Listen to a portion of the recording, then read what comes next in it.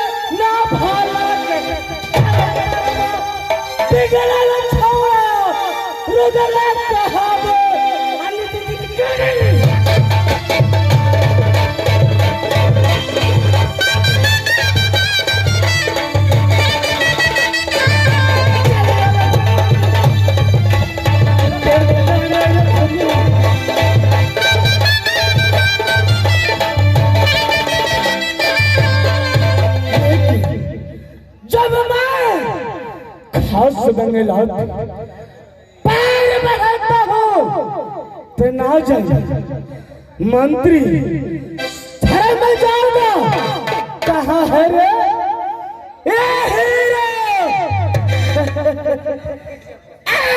मंत्री रे मेरा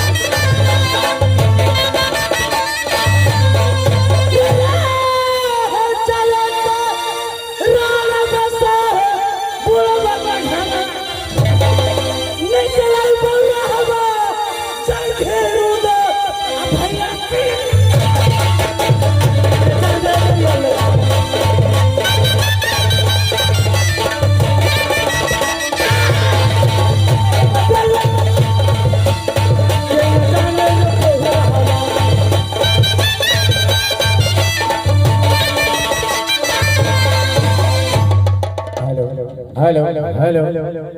और चलिए आप ही नाम के दिन में आप है विदेशी सादा ग्राम पोस्ट बलभद्रपुर